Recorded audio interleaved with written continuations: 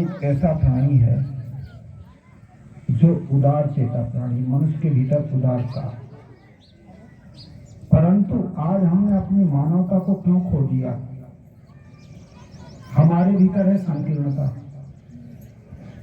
संकीर्णता के कारण हम अपना और पराया मान करके संकीर्णता लेकर के मानव ने मानवता को खो दिया। मनुष्य तो उदार प्राणी है, पर संकीर्णता होती है, वहां ही अपना और पराया भाव बनता है।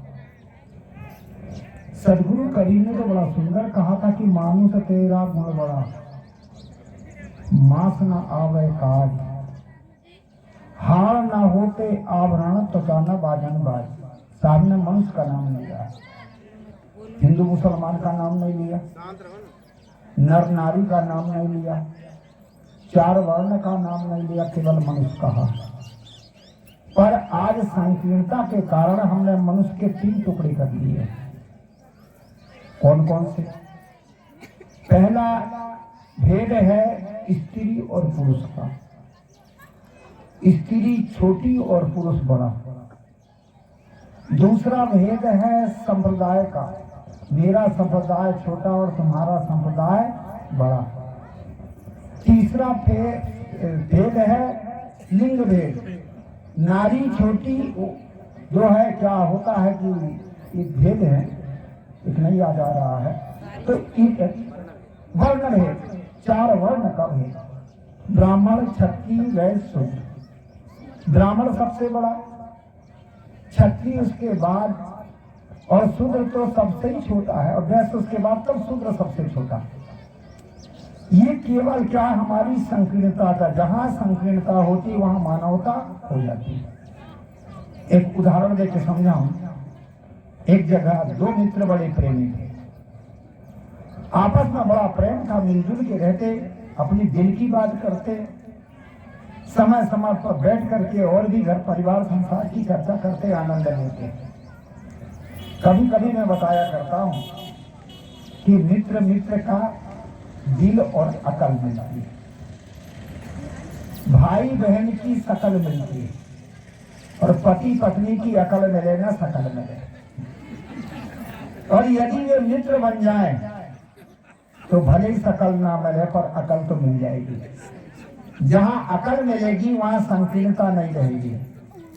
इसलिए दोनों मित्र थे, वे बड़े उदार थे। गर्मी का दिन था, घूमते घूमते नदी के किनारे चले गए। बड़ी नदी थी और नदी की रेती में पानी के किनारे बैठ गए और चर्चा होने लगी। एक मित्र ने दूसरे मित्र से कहा, भाई मित्र, जब मेरा मन होता कि भैंस खरीद ले। दूसरे मित्र के भीतर संकीर्णता आ गई, क्योंकि पहले मित्र के भीतर में उदारता थी कि मेरी अपनी बात अपने मित्र को कहूं, ये उदारता थी उसकी। पर दूसरे मित्र के पास आ गई संकीर्णता। उसने कहा, देख तू भैंस मत खरीद। तो क्यों भाई? क्या? इसलिए कि तू भैंस खरीदेगा तो तेरी भैंस मेरे खेत में आएगी, और जब मेरे खेत में आएगी तो फिर मैं सह नहीं पाऊंगा। कहा जाता कि जहां प्रेम होता है वहां उदारता होती है, और जहां संकीर्णता होता है वहां उदारता घटती है, और वही अपना और पराया भाव बनता है। जब उसके भीतर संकीर्णता आई तो अगले के भीतर भी संकीर्णता आ गई। उसने कहा, सुन, मैं भैंस खरीद के रहूंगा। तो उसने कहा, खरीद तू भैंस। तो उसने रेखा खींच दिया एक रेती में, ये रही मेरी भैंस। दूसरे ने वर्गाचार चिन्ह बना दिया कि ये रहा मेरा खेत, और उसके वर्गाचार चिन्ह में उसने क्या काम किया कि अपनी उंगली घुसा दिया कि ये घुसी मेरी भैंस। अब क्या करेगा? अब दोनों में हो गई लड़ाई झगड़े, विवाद फिर फूट गया।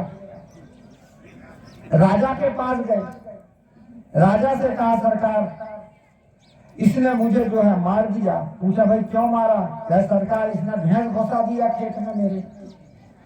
राजा ने कर्मचारियों से कहा कि पहले देख के आओ खेत कहाँ और भैंस कहाँ और कैसे घुसी। क्या सरकार, खेत है ना भैंस है, बात बात की लड़ाई है। ये है संकीर्णता।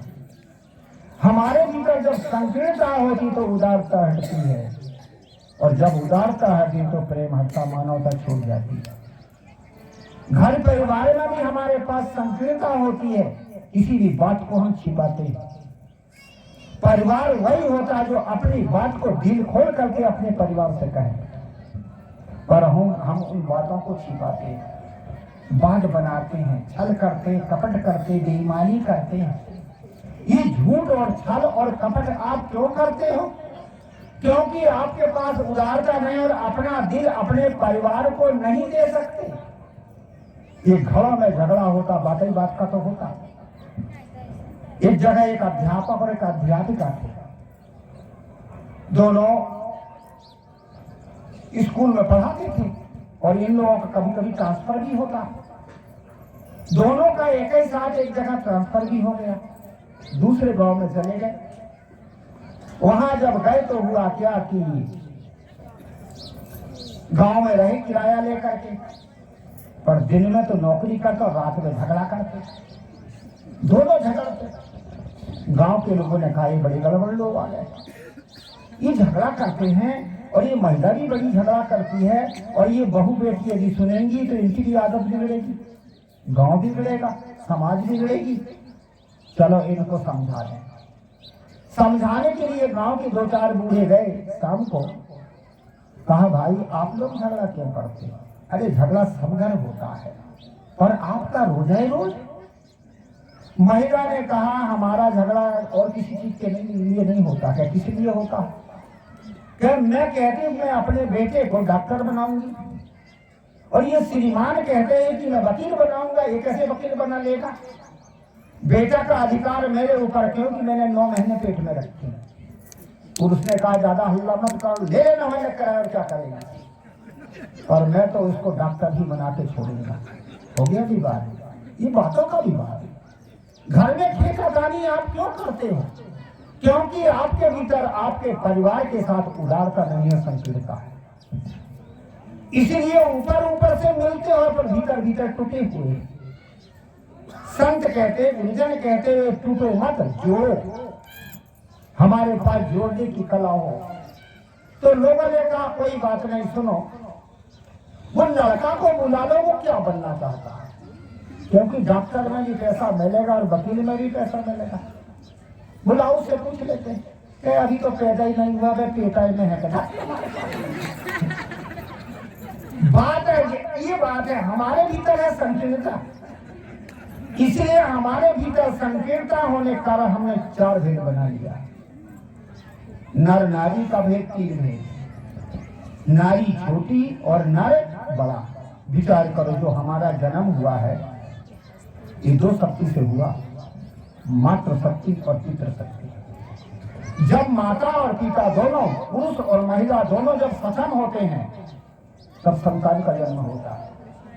पुरुष यदि सक्षम ना और संतान महिला सक्षम है तो संतान नहीं होती, और पुरुष सक्षम और महिला सक्षम ना हो तो संतान नहीं होती। दोनों की शक्ति के द्वारा, दोनों की सक्षमता के द्वारा ही आपका हमारा जन्म हुआ, माता और पिता के द्वारा। जब माता और पिता दोनों की शक्ति से हमारा जन्म हुआ तो कौन छोटा? नर और नारी से ही हमारा जन्म हुआ है तो कौन छोटा? दोनों बराबर तो हैं, पर हमारे पास इन चीजों का पता नहीं, सिर्फ नारी छोटी और नर बड़ा। हमारे पंडित और पौराणिकों ने भी भेद बना दिया। नारी सत्कर्म नहीं कर सकती, नारी धर्मशास्त्रों का अध्ययन नहीं कर सकती। पुरुष ही सत्कर्म कर सकता है, धर्मशास्त्रों का अध्ययन कर सकता है, और पुरुष के सत्कर्म, पुरुष के पुण्य से ही नारी को आधा भाग मिल जाएगा। विचार करो, इनको भूख लगी हो, आपको भूख लगी, इनको भूख लगी हो और आपके खाने से क्या इनका पेट भर जाएगा? कितना अंधविश्वास में हमें डाला गया है। इसलिए सदगुरु कबीर ने बड़ा सुंदर उदाहरण, सदगुरु कबीर ने बड़ा सुंदर निर्णय दिया। उन्होंने क्या कहा, पंडित देखा हृदय विचारी और को पुरुषा को नारी। हे पंडित, हृदय में विचार करके देखो कौन स्त्री और कौन पुरुष है, नर और कौन बड़ा है कौन छोटा है, दोनों तो बराबर हो गए। पर हमने इसको अपना भेद बना लिया। पंडितों ने कहा कि नारी छोटी और नर बड़ा। सत्कर्म का ये नहीं कर सकते। विचार करके देखो, प्राचीन समय में भी बड़ी बड़ी विद्वान और विदुषी नारियां थी, घोषा, अपाला, गार्गी, जिन्होंने वेदों की ऋचा बनाई। कहा जाता कि शूद्र नहीं जो वेद घर में पढ़ सकता, वेद नहीं पढ़ सकता, शास्त्र नहीं पढ़ सकता, और महीधर नाम का शूद्र था जिन्होंने वेदों का भाष्य बनाया। पर आज हमने इन संकीर्णता को अपना धर्म मान लिया और आज मान्यता बनी गई। विद्वान महिलाएं पहले थी। राजा जनक को शास्त्रार्थ में परास्त करने वाली महिला का नाम था सुलभा। याज्ञवल्क्य को शास्त्रार्थ में परास्त करने वाली महिला का नाम था गार्गी, और आदि शंकराचार्य को शास्त्रार्थ में परास्त करने वाली महिला का नाम था उभय भारती। ये बड़ी बड़ी विदुषी महिलाएं, विद्वान महिलाएं थी। तो कौन छोटा और कौन बड़ा, किसको धर्म करने का अधिकार नहीं है? एक शब्द आता है देवी और देवता। ठीक है, आप सत्कर्म करके देवता बन गए, आपको सत्कर्म करने का अधिकार है, और इनको सत्कर्म करने का अधिकार नहीं थी। देवी कैसे बन गई? इसलिए था ये संकीर्णता ने हमको कमजोर बना दिया। और यदि विचार करके देखो, विदित करके देखो, सदगुरु कबीर साहब डेरे बारी करते पुरुषों से ज्यादा महिलाएं हैं। कैसे? महिला पुरुष का भी काम करती हैं, और आज कर ही रही। ऑफिस में वे काम कर रहे हैं, हवाई जहाज वे चला रहे हैं, रेलगाड़ी वे चला रही हैं, वैज्ञानिक महिलाएं हुई हैं, धर्मशास्त्रों में व्यास गादी में बैठ करके महिलाएं प्रवचन कर रही हैं, और हमारे देश में तो राष्ट्रपति भी महिला।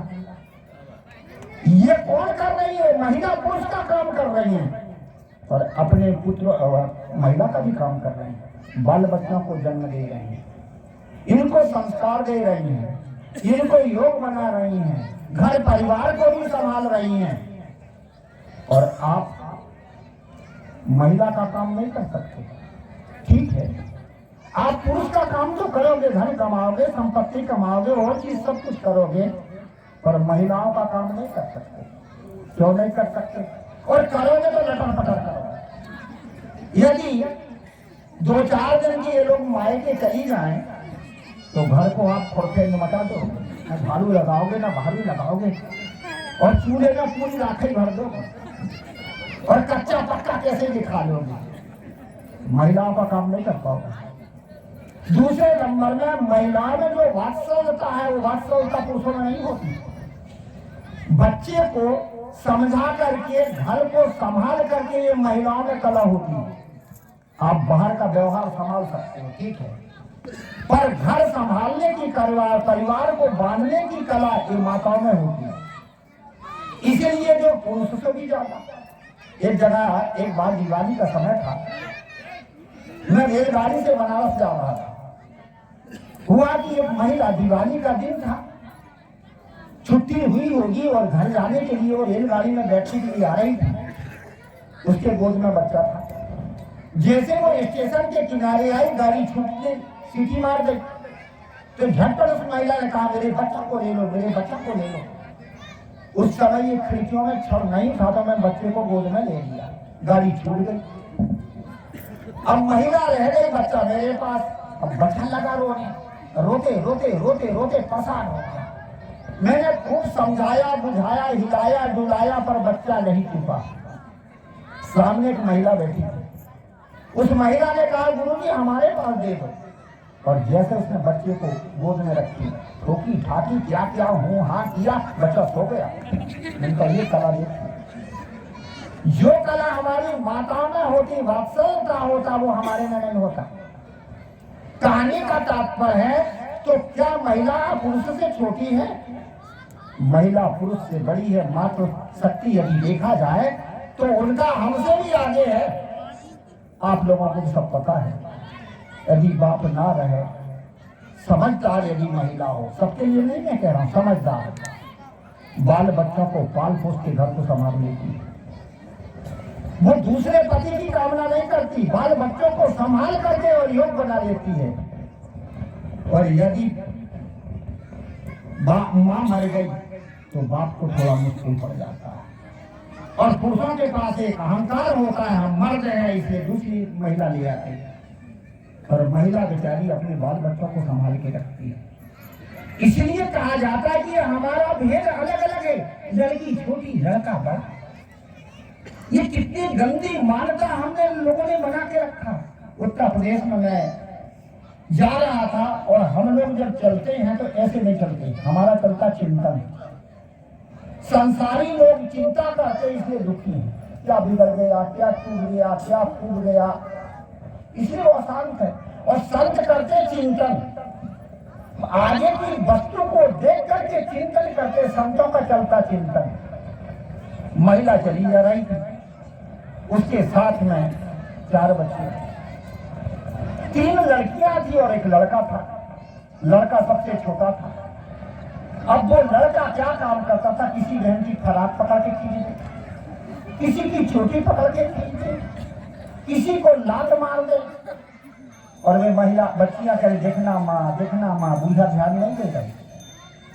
एक लड़की ने क्या काम किया, थोड़ा सा लड़के को 1 थप्पड़ मार दिया। बुढ़िया तो कूद पड़ी उस लड़की के ऊपर, नीचे पटक दिया और पटक पटक के पीछे लगी। मैं पीछे था, दौड़ के आया, झटपट लड़की को पकड़ के खींचा। बहन क्यों मार रही हो, तेरी ये दोनों संतान है ना? कहे हाँ, लड़का भी मेरा, लड़की भी मेरा, मेरी है। तब का तू तो माँ है ना, तेरे भीतर में तो समान भाव होना चाहिए ना। जब ये लड़का खुरापाती कर रहा था तो इसको समझा नहीं सके, और ये लड़की ने थोड़ा सा कुछ कर लिया तो कूद पड़ी। और याद रखना, ये जो लड़कियां है ना, ये जब घर में रहेंगी तो हाथ बटाएंगी, ससुराल चले जाएंगी तो माँ बाप को याद करेंगी, और मायके का कोई काला कुत्ता भी पहुंच जाएगा तो माँ बाप के रिश्ते से 1 टुकड़ा तो नहीं देंगी। इनके भीतर में माता के पिता के प्रति इतनी सद्भावना है। और जो लड़का जिसको तुमने अच्छी मानी है, इस शादी होगी, विवाह होगा, 4 लाख मार के घर से बाहर कर देगा। देखा है संसार का तमाशा। क्या गुरु जी ठीक तो कह रहे हैं, इनका खोपड़ी खराब है। ये मान्यताएं हमारे भीतर बनी है, क्या हम संपूर्ण नहीं है? कहाँ हमारे भीतर में उतारता है? घरों में विवाद चलते हैं, झगड़े चलते हैं, क्यों चलते हैं? किसी ने कुछ कह दिया तो हम सह नहीं पाते। अरे कह दिया तो सह लो ना, उदार हो, पर हम सह नहीं पाते। जिसलिए घरों में झगड़ा होता, पति पत्नी में झगड़ा, सास बहू में झगड़ा, बाप बेटे में झगड़ा। ये झगड़ा क्यों होते हैं? इसलिए एक बूढ़ा और एक बूढ़ी दोनों बड़े झगड़ते, कटाकर झगड़ते दोनों में प्रेम ना रहे तो आपस में झगड़े।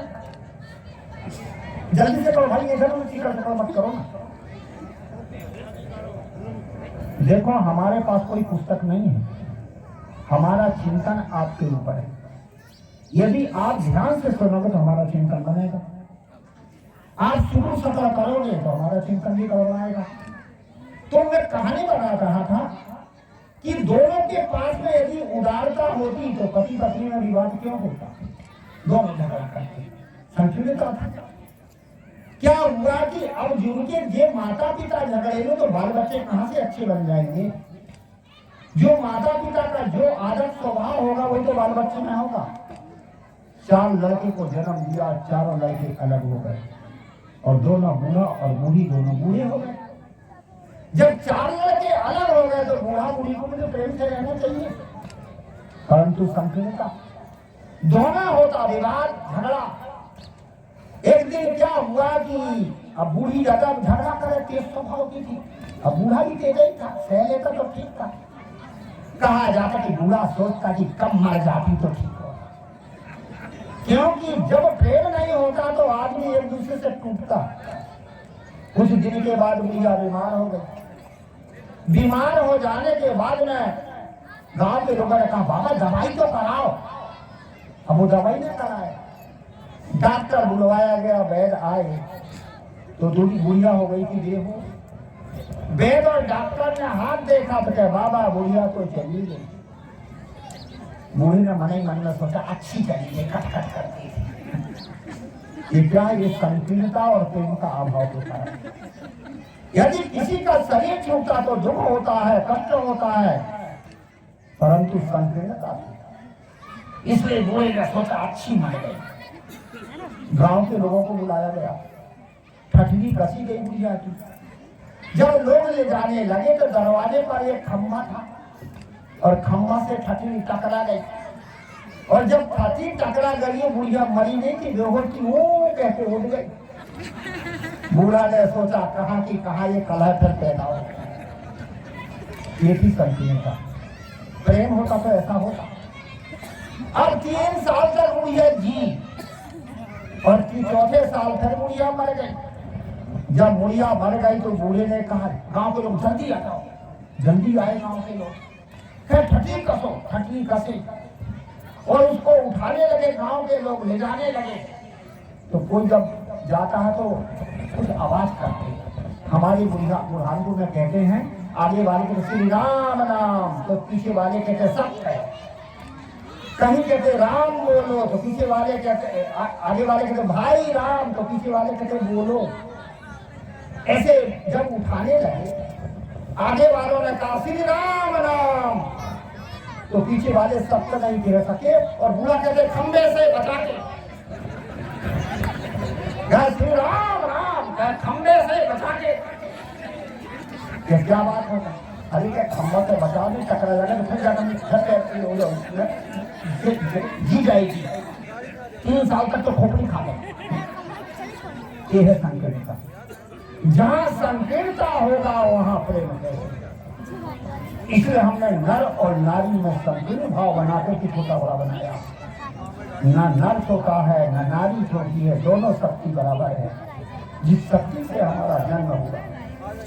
दूसरा है संप्रदाय में हमने अलग अलग संप्रदाय बना के रखा। हमारा संप्रदाय ऊंचा, इनका संप्रदाय नीचा। संप्रदाय से कल्याण नहीं होता, कल्याण होता सत्कर्म और सदाचार से। किसी भी संप्रदाय का व्यक्ति हो और यदि उसके जीवन में सदाचार है, उसके जीवन में सत्कर्म है, वह श्रेष्ठ है। और किसी भी संप्रदाय का आदमी बड़ा हो और उसके भीतर सदाचार ना हो तो ये संप्रदाय में झगड़ा होता है, विवाद होता है। एक मेरे से कह रहा था कि आप कबीरपंथी हो। हम कहा भैया कबीरपंथी है?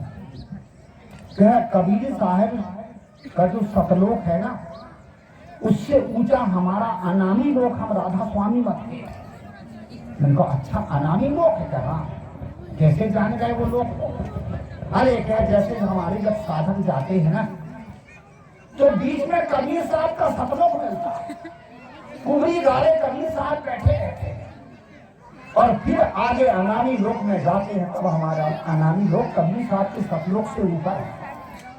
मैंने मजाक कर दिया, तो ठीक है भाई, कबीर साहब बेचारे बीच में मिल जाते, कुछ जलपान करवा देते हैं, उसके बाद में तुम्हारी ताकत बढ़ती है, ऊपर जाते नहीं तो नीचे टपक जाते। क्या बात करते? कितनी लोगों की गलत मान्यता। आज देखिए राधा स्वामी मत में भी सदगुरु कबीर की वाणियों में के आधार पर उनका चलता। सदगुरु कबीर की वाणी को लेकर के चलाते। हमारे पास ये साधवी जो बैठी गीता जी, जो भी भजन गाई थी, इनके पिताजी राधा स्वामी के मत वाले। राधा स्वामी के पंडित हैं, कथा कहते हैं, कथाकार हैं, और वो अपने माँ बाप की एक ही लड़की। वो कथाकार है, पर बात जब समझ में आ गई तो सदगुरु कबीर के मत में आ गई। एक जगह राधा स्वामी मत में इन लोगों ने हमें दिखाने के लिए ले गए, पाचौर कोई गांव पाचौरा करके।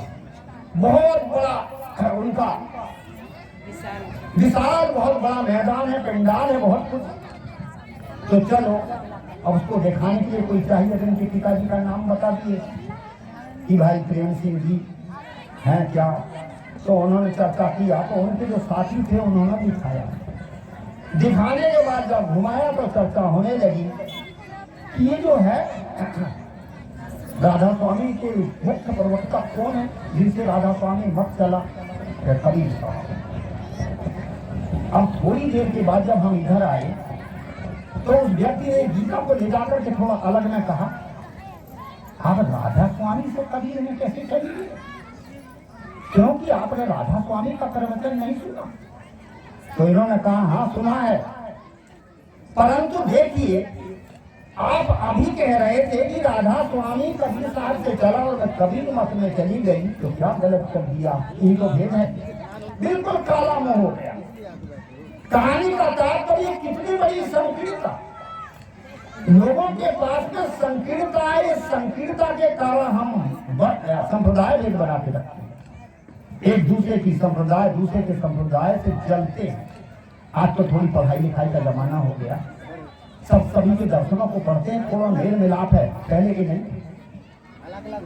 तीसरा होता है, कौन सा भेद में बता रहा था, वर्ण भेद, 4 वर्ण का भेद, ब्राह्मण, क्षत्रिय, वैश्य और शूद्र, ये 4 वर्ण बना करके रख दिया।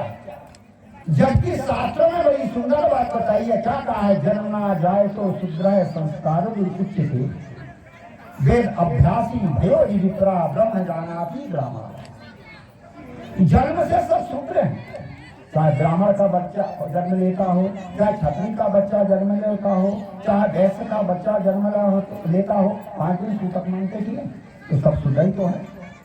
संस्कारों तो मुच्यते, जब उसका संस्कार हो जाता तो वह दो जन्म हो गए, एक शरीर का जन्म और दूसरा संस्कार का जन्म। ये गुरुजन हमें जो कंठी देते हैं, ये कंठी किस लिए देते हैं, ये संस्कार देने के लिए देते हैं। एक तुम्हारा शरीर का जन्म है, दूसरा ये कंठी तुम्हारे संस्कार का जन्म है। इसीलिए ये कहा जाता कि ये 2 हो गए जन्म, एक संस्कारों का जन्म, एक शरीर का जन्म। तो ये हमारे, जब तक हमें अभी अच्छे संस्कार न मिले तब तक हमारे और हमारे भीतर में जन्म की सार्थकता, सद्गुरु सदाचार कहाँ से आएगा। इसलिए अच्छे संस्कारों की भी जरूरत है। सदगुरु कवि ने बड़ी सुंदर बात विजय में कही है कि पहले जन्म पुत्र का भय और बाप जन्मिया पास। लोग कहते करिए साहब बड़ी उनकी बात करता है, पहले पुत्र का जन्म और बाप का जन्म पीछे से। कबीर साहब बिल्कुल सीख कहते, जन्म किसके लिए कहते, संस्कार के लिए। पहले पुत्र रूप में अच्छे संस्कार मिलना चाहिए, तो वह व्यक्ति आगे चल के अच्छा बाप भी बन सकता है। और यदि पुत्र रूप में अच्छे संस्कार नहीं मिले तो वह अच्छा बाप नहीं बन सकता। संस्कार आदमी को अच्छा बनाता है। यदि व्यक्ति के पास संस्कार ना हो तो डॉक्टर तो बन सकता है, कलेक्टर बन सकता है, मिनिस्टर बन सकता, पर अच्छा नहीं बन सकता। क्यों नहीं बन सकता? इसलिए कि उसे अच्छे संस्कार नहीं। आज घूसखोरी, बेईमानी, अत्याचार, दुराचार कर रहा, कौन कर रहा है? यही लोग तो कर रहे हैं। और यदि उसको अच्छे संस्कार मिल जाए तो वह किसी जगह भी रहेगा, चाहे डॉक्टर हो, चाहे कलेक्टर हो, चाहे मिनिस्टर हो। अच्छा संस्कार रहेगा तो अच्छा बनेगा और समाज की सेवा करेगा। इसलिए संस्कार से ये जो जन्म हो गया, तो वेद अभ्यास ही भयो विप्रा, और वेदों का जब अध्ययन होता है उसको विप्र कहते हैं, ब्रह्म जानाति ब्राह्मण। और जब आत्मतत्व का बोध हो जाता है वह ब्राह्मण होता है। इसलिए ब्राह्मण कोई जात का नहीं होता, ब्राह्मण की उत्पत्ति होती है ज्ञान से। एक ब्राह्मणों का गांव था और उस गांव में मैं गया, वहां एक अध्यापक ने मुझे पढ़ाए थे, तो मैं उनसे मिलने गया पर अध्यापक नहीं मिले। तो एक व्यक्ति के घर में बैठ गया, पूरा ब्राह्मण का गांव आ गए और कहने लगे कबीर कहाँ से, कबीर का जन्म, कबीर के माँ बाप कौन थे, कबीर का जन्म कहाँ हुआ। मैंने कहा माता पिता से। क्या उनके माँ बाप कौन थे, उनके माता पिता का क्या नाम था। मैंने पूछा कि कबीर साहब को तो 500 वर्ष हो गए और अभी हम आपको पूछें